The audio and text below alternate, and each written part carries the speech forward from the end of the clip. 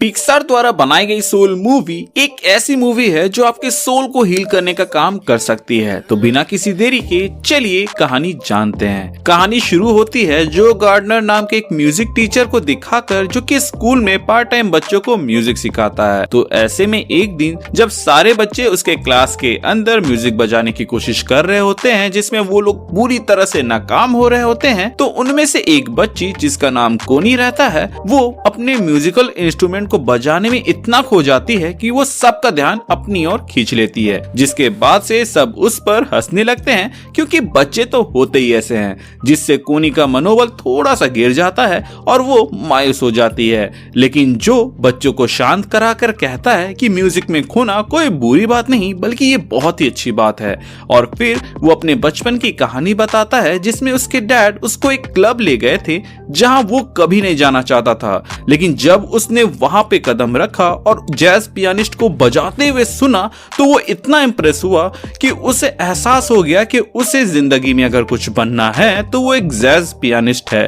लेकिन आगे जोई कुछ बता पाता कि तभी स्कूल के प्रिंसिपल वहां आती है एंड कहती है कि मुबारक हो जोई गार्डनर, अब तुम पार्ट टाइम से फुल टाइम म्यूजिक टीचर पे प्रमोट कर दिए गए हो। जिसको सुनकर वो मुस्कुराता तो है, बट आपको क्या लगता है, क्या वो सच में खुश था? नहीं, क्योंकि जो का सपना सिर्फ एक जैज पियानिस्ट बनना था, ना कि म्यूजिक टीचर। कुछ लोगों को लग सकता है कि दोनों में अंतर क्या है, तो इसको मैं अगर सिंपल भाषा में आपको एक्सप्लेन करूं तो जो यहाँ पे क्रिकेटर बनना चाहता था इंडियन क्रिकेट टीम का, लेकिन उसको कोच बना दिया गया। खैर, आगे वो ये बात अपने मॉम को बताता है, जो कि सुनकर बहुत ही खुश होती है, क्योंकि अगर जो इस जॉब को हाँ बोल देगा तो उसके दिमाग में जो जैज पियानिस्ट बनने का भूत है वो उतर जाएगा, प्लस जीवन में उसकी स्टेबिलिटी आ जाएगी। जो अपने मॉम को बताना चाहता था कि वो इस ऑफर को ना कहना चाहता है, लेकिन आप तो जानते ही हैं कि माँ होती है।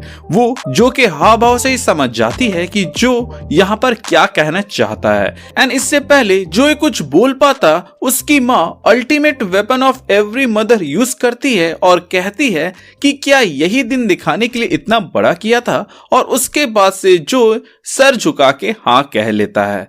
जो इस चीज से उदास था कि तभी उसको एक पुराने स्टूडेंट का कॉल आता है एंड वो बताता है कि बहुप्रसिद्ध डोरोथा विलियम्स के जैज बैंड में एक जगह खाली है, जिसके लिए उसने जो को सजेस्ट किया है। इस बात को सुनकर जो खुशी के मारे फूले नहीं समाता है और वो तुरंत डेमो देने के लिए भागकर डोरोथा विलियम्स के पास पहुंच जाता है, जहां जो इतना अच्छा पियानो बजाता है कि मिस विलियम्स उसको सेलेक्ट कर लेती है और उसे अगले दिन 9 बजे रात को कंसर्ट में आने के लिए कहती है, जिसमें 7 बजे उसको पहुंचना होगा ताकि वो लोग एक बार रिहर्सल कर सके। ये बात सुनकर जो बहुत ही ज्यादा खुश होता है, क्योंकि फाइनली जो गार्डनर वो करने जा रहा था जो कि वो बचपन से करना चाहता था। ये बात वो अपने मॉम को बताने के लिए रास्ते से जा ही रहा होता है, जहां उसका सामना कई बार मौत से होता है, लेकिन लक भी उसको कितना बचाती। आखिरकार वो एक गटर में गिर के मर जाता है। अब जब उसकी आंख खुलती है तो वो अपने आप को एक सोल के रूप में मौजूद पाता है,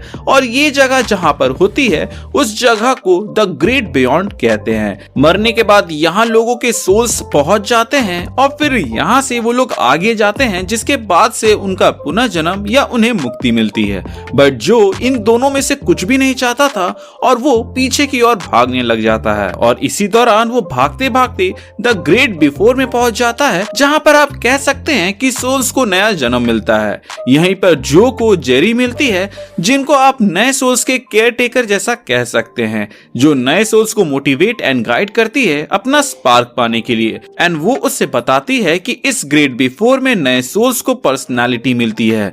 फिर उनके लिए एक मेंटर अपॉइंट किया जाता है, जो कि उनके अंदर पृथ्वी जाने की इच्छा को जागृत करता है, जिसे स्पार्क कहते हैं। ये बेसिकली उनके अंदर हॉबी डालने जैसा था, या फिर कोई ऐसी चीज जिसमें वो माहिर हो। वहीं दूसरी ओर ग्रेट बियॉन्ड में टेरी, जो कि सोल्स की काउंटिंग करता है, उसे पता चलता है कि यहाँ पर एक सोल की कमी है और वो उसकी खोज में लग जाता है। वहीं दूसरी ओर ग्रेट बिफोर में जो पृथ्वी जाने के लिए छलांग लगाता है एक जगह से, जहाँ पर नए नए सोल्स अर्थ जाने के लिए छलांग लगाते हैं, लेकिन वो जितनी बार छलांग लगाता है आधे रास्ते से वापस द ग्रेट बिफोर में पहुंच जाता है, क्योंकि अर्थ जाने के लिए उसको स्पार्क लगेगा जो कि सिर्फ नए सोल्स को दिया जाता है, ना कि मरे हुए सोल्स को। जोई की सच्चाई सबके सामने आने वाली रहती है, जिसके बाद से उसको सोल नंबर 22 का मेंटर बना दिया जाता है। सोल नंबर 22 बहुत ही जिद्दी सोल रहती है, जिसके अंदर स्पार्क जगाने के लिए कई सारे बड़े से बड़े लोग जैसे कि मदर टेरेसा, मोहम्मद अली कोशिश कर चुके थे, पर वो नाकाम होते हैं। बट जिस डॉक्टर बनने का दिखावा जो यहाँ पे कर रहा था वो थे मिस्टर बॉर्गेसन, जो कि वर्ल्ड के फेमस चाइल्ड साइकोलॉजिस्ट थे, जिनको नोबेल प्राइज तक मिल चुका था। तो इसीलिए सबको लग रहा था कि वो शायद तक 22 को मोटिवेट कर पाए। फिर जोय 22 को हॉल ऑफ यू में ले जाती है, जहां जोय 22 को सच बताता है कि वो कोई डॉक्टर नहीं है। अब ये साबित करने के लिए वो लोग जोय की लाइफ देखते हैं, जिसमें 22 को पता चलता है कि जोय कोई डॉक्टर नहीं बल्कि एक म्यूजिशियन था। एंड यहीं पर वो उस पल को देख पाता है जब जोय को पहली बार म्यूजिक से प्यार हुआ था और वो जैज पियानिस्ट बनना चाहता था, बट वो कभी भी अपना टैलेंट किसी को ठीक से दिखा नहीं पाया, जिसके वजह से हर जगह से उसको रिजेक्शन मिली। फिर क्या था, जिंदगी काटने के लिए म्यूजिक टीचर बना, जिसके बाद से फाइनली जब उसको वो चांस मिला कि वो अपने आप को दुनिया के सामने साबित कर सके, उसकी मौत हो जाती है। ये सब देखने के बाद 22 एक डील ऑफर करती है एंड बोलती है कि तुम मेरा बैच लेकर अर्थ चले जाओ एंड अपना सपना पूरा करो, बदले में मैं यहीं रुकूंगी क्योंकि मुझे अर्थ जाने में कोई इंटरेस्ट नहीं है।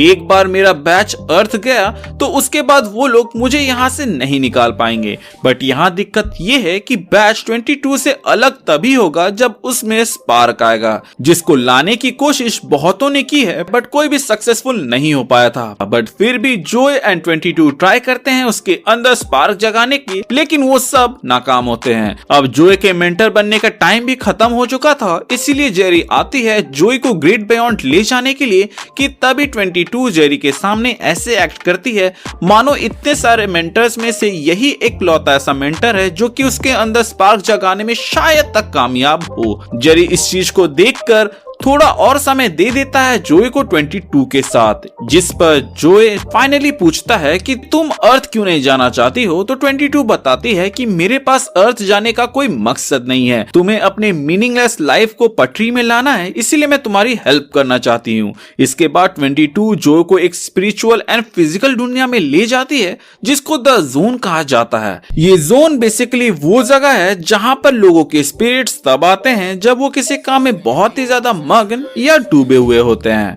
बट नंबर 22 जो को यहाँ अपने फ्रेंड मूनविंड से मिलवाने के लिए लाई थी, बट मूनविंड से मिलने से पहले ही एक लॉस्ट स्पिरिट उनके ऊपर हमला कर देती है। जैसा कि मैंने आपको अभी बताया था कि यहाँ लोगों के स्पिरिट तभी आते हैं जब वो अपने काम में मग्न होते हैं, लेकिन जब वही स्पिरिट अपने काम में इतने ज्यादा मग्न हो जाते हैं कि वो अपने काम को करने के चक्कर में जिंदगी के बाकी चीजों से कट जाते हैं, जिसके वजह से लोग ऑब्सेस्ड, डिप्रेस्ड एंड परेशान हो जाते हैं, तो वो लॉस्ट स्पिरिट बन जाते हैं। एंड यहीं पर अपना मूनविंड आता है जो कि अपनी टोली की मदद से उन लॉस्ट सोल को रोकता है और उनको सही जगह पे भेज देता है। खैर 22 बताती है कि इसका बॉडी अभी भी जिंदा है, तो इसको अर्थ भेज दो तो ये बच जाएगा। जिसके बाद से मूनविंड जो की मदद करने के लिए एक सर्कल बनाता है, जिसमें वो कूद कर अपनी पुरानी लाइफ में जा सकता था, लेकिन उसके लिए उसे थोड़ा सा ध्यान लगाने की जरूरत थी। तो जो पूरा ध्यान लगाता है और अपनी बॉडी को ढूंढ निकालता है जो कि हॉस्पिटल में मौजूद थी, पर जो हड़बड़ी करता है जिसके वजह से गलती से 22 भी उसके साथ अर्थ में आ जाती है। और जब हॉस्पिटल में उसकी आंख खुलती है तो वो खुद को एक बिल्ली के अंदर पाता है, वहीं 22 जो के बॉडी के अंदर घुस जाती है। ये देखते ही दोनों काफी परेशान हो जाते हैं कि तभी उसे आइडिया आता है कि क्यों ना मूनविंड के इंसानी रूप से मिला जाए और उससे मदद मांगा जाए। तो वो किसी तरह हॉस्पिटल से चोरी छुप के निकल जाते हैं और बाहर आते ही 22 जो कि जो की बॉडी में रहती है, वो शोर और भीड़ भड़ाका को देखकर बहुत ही डर और परेशान हो जाती है और कहने लगती है कि इसीलिए मैं अर्थ नहीं आना चाहती थी और मैंने जितना सोचा था ये तो उससे भी बुरा है। तो उससे मनाने के लिए जोय किसी तरह एक पिज्जा का स्लाइस लेकर आता है और उसको दे देता है। अब इमेजिन कि आप पहली बार पिज्जा खा रहे हो तो वो आपको कितना स्वादिष्ट लगा होगा। अब अगर आप किसी दूसरे ग्रह से आए एलियन है जिसको पिज्जा पसंद नहीं है, तो आप ये इमेजिन कीजिए कि आपका जो फेवरेट फूड है उसको आपने पहली बार खाया था तो आपको कैसा लगा था। एंड यही फीलिंग 22 को इस वक्त होती है जब वो पहली बार पिज्जा टेस्ट करती है। इसके बाद वो लोग मूनविंड को ढूंढ निकालते हैं, जहां मूनविंड उन दोनों को 6:30 बजे मिलने के लिए बुलाता है, क्योंकि उसी टाइम पे वो दोनों के सोल को सही जगह भेज पाएगा। वहीं दूसरी तरफ हम टेरी को खोए हुए सोल के बारे में पता करते हुए देखते हैं, जहां उसको पता चलता है कि वो खोया हुआ सोल जो गार्डनर का है, तो उसको पकड़ने के लिए वो चल देता है। किसी तरह 22 एंड जो गार्डनर अपने अपार्टमेंट पहुंचते हैं, जहां पर वो छोटी बच्ची जो कि मूवी के स्टार्ट में म्यूजिक में मग्न हो गई थी, वो वहां पर आके कहती है कि मैं म्यूजिक छोड़ रही हूँ क्योंकि म्यूजिक मुझे सेंसलेस और वेस्ट ऑफ टाइम लगता है। इनफैक्ट स्कूल में जो भी होता है वो सब वेस्ट ऑफ टाइम है। जिसको सुनते ही 22 कहती है कि यार तुम तो बिल्कुल मेरे जैसे सोचती हो, एज मुझे भी सब कुछ वेस्ट लगता है और इसीलिए मैं अर्थ नहीं आना चाहती। 22 पूछती है कि क्या तुम्हें पिज्जा पसंद है, तो कॉनी कहती है कि मुझे वो पसंद है। जिसके बाद से 22 को लगता है मानो उसे उसकी कोई जुड़वा बहन मिल गई हो और उससे बात करने के लिए वो बाहर आ जाती है और जो जिस बिल्ली के अंदर कैद था उसको रूम में बंद कर देती है। कॉनी कहती है कि ये स्कूल की प्रॉपर्टी है तो आप इसको स्कूल में सबमिट कर दीजिएगा। एंड जैसे ही 22 ट्रम्पेट लेती है तो कॉनी कहती है कि कल मैंने एक नई धुन बनाई थी, आप सुनकर बता सकते हैं कि वो कैसा है और उसके बाद मैं इसे क्विट कर दूंगी। जिसके बाद से वो फिर से म्यूजिक बजाने लग जाती है और उसमें वो खो जाती है। जिसके बाद 22 कहती है कि तुमने तो काफी अच्छा म्यूजिक बजाया। जिसके बाद कॉनी खुश होती है एंड म्यूजिक क्लास क्विट करने का जो प्लान रहता है उसको ड्रॉप कर देती है। ये बात 22 को हजम नहीं होती है और वो जो से पूछती है कि कॉनी यहाँ क्विट करने आई थी और बिना क्विट किए चली गई। जिस पर जो उसको कहता है कि ट्रम्पेट बजाना उसे बहुत ही पसंद है, शायद तक वो उसका स्पार्क होगा। अब तुम जल्दी से तैयार हो जाओ क्योंकि हमें रात के लिए रेडी होना है। बट क्योंकि जो एक कैट के बॉडी में रहता है तो वो गलत ट्रिमर चला देता है, जिसके बाद से उन लोगों को एक बार्बर की जरूरत पड़ती है। जिस पर जोई सजेस्ट करता है कि उसका दोस्त डेस इसमें माहिर है और शायद तक उसका स्पार्क हेयर कटिंग रहा होगा और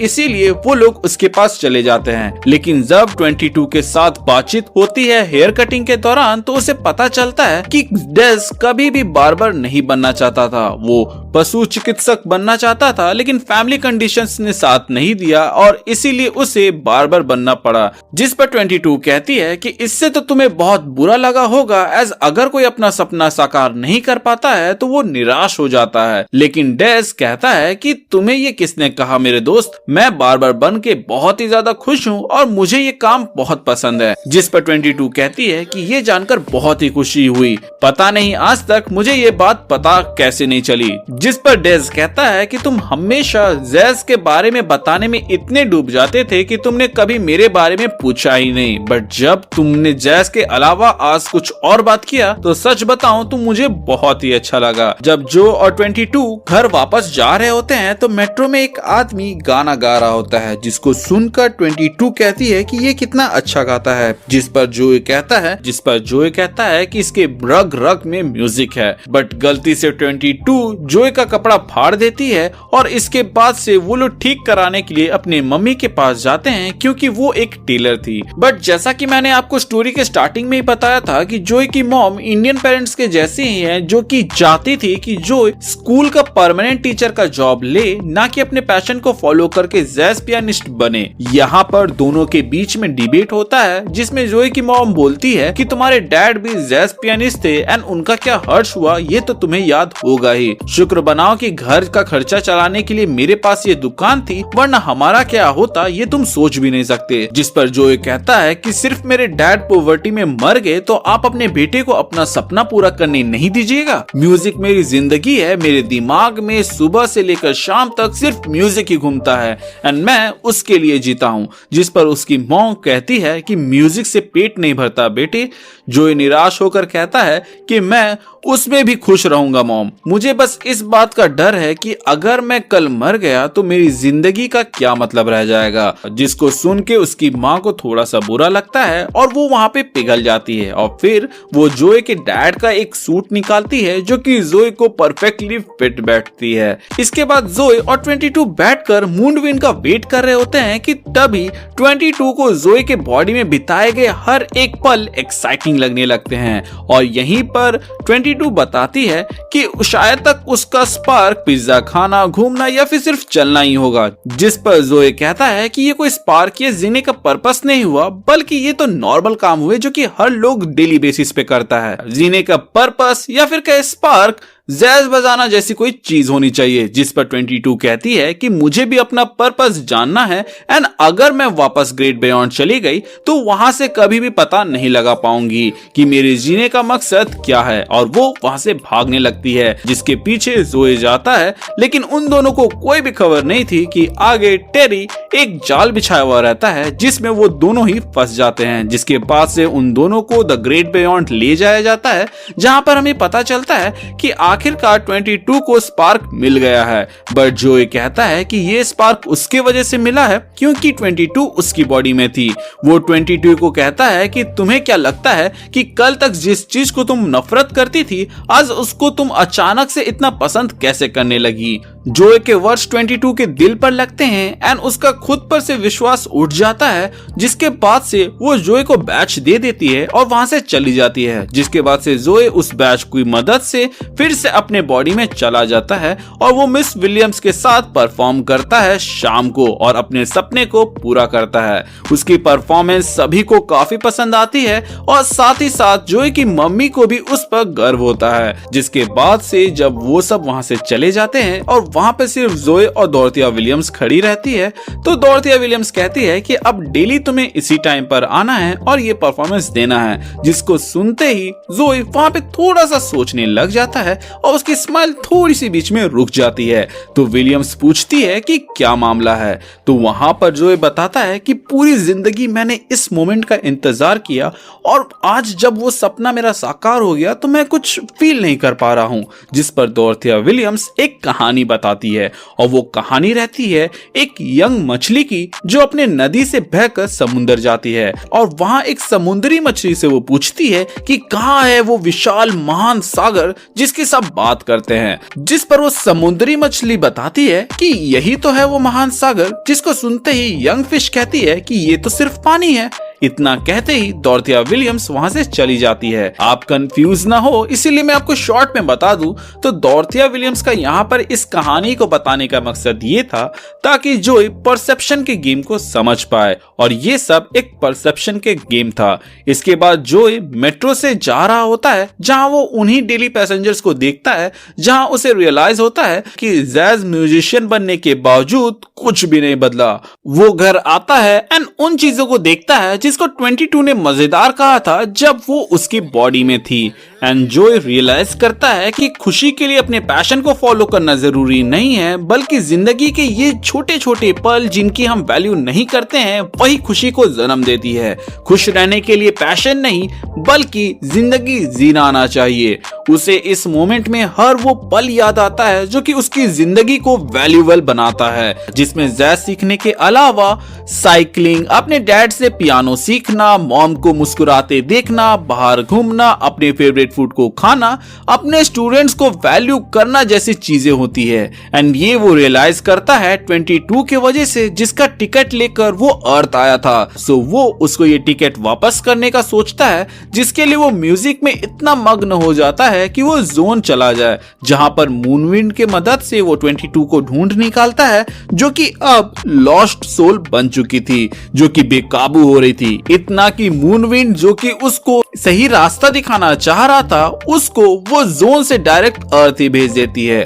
जोए उसका बैच देने के लिए आगे बढ़ता है लेकिन 22 का बेकाबू सोल जोए को खा जाता है। जिसके बाद से जोए देखता है कि 22 अंदर में रो रही है और उसके आजू बाजू जितने भी मेंटर्स हैं उनके बुरे वर्ड्स मॉन्स्टर बनकर उसको कह रहे हैं कि तुम किसी काम की नहीं, तुम्हारा कोई पर्पस नहीं है and you are not enough. जोए उसकी ओर बढ़ता है तो जोए का एक मॉन्स्टर रूपी जोए के सामने आ जाता है और उसे उसी का डायलॉग चिपकाता है कि नॉर्मल चीजें स्पार्क नहीं होती है एंड तुम्हारा कोई पर्पस नहीं है। जिसके बाद से वो बैच उड़ जाता है। जोए अपने पॉकेट में एक फूल का पंखुड़ी देखता है और उसे याद आता है कि इस मोमेंट को भी 22 ने कितना सहारा था। वो मॉन्स्टर की ओर उस पंखुड़ी को करता है और वो मॉन्स्टर गायब हो जाता है। जोए उस पंखुड़ी को लेकर 22 के के हाथ में रखता है, जिस पर 22 कहती है कि मैं उतनी काबिल या अच्छी नहीं हूँ कि जिंदगी जीऊं। मुझे तो मेरा पर्पस भी नहीं मिला और इस बैज में जो स्पार्क का बॉक्स था वो आज तक भरा ही नहीं।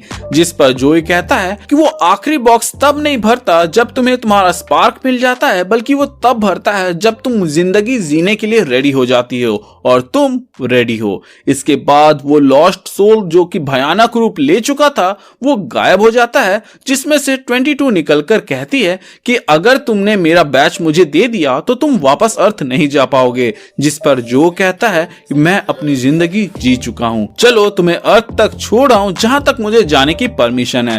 वो दोनों वहां से कूद देते हैं एंड 22 अर्थ चली जाती है, जबकि जोई वापस से ग्रेट बियॉन्ड पहुंचता है, जहां जेरी आकर बोलती है कि मैं आपको सारे जेरीज की ओर से थैंक यू कहना चाहती हूँ। जिस पर जोई कहता है कि किस बात के लिए। तो जेरी बताती है कि हम भले ही यंग सोल्स को इंस्पायर करने का काम करते हैं, बट कभी कभार हम भी इंस्पायर्ड फील नहीं करते हैं, बट आप हमारे लिए एक इंस्पिरेशन से कम नहीं है, इसलिए हम जेरीज ने डिसाइड किया है कि आपको एक और मौका मिलना चाहिए। और इसके बाद वो एक सवाल पूछती है कि आप अपनी आगे की जिंदगी कैसे जिएगा। जिस पर जोई कहता है कि मुझे नहीं मालूम कि मैं अपनी आगे की जिंदगी कैसे जीऊंगा, बट मैं ये जरूर जानता हूँ कि मैं अपने लाइफ के हर एक मोमेंट को जीऊंगा।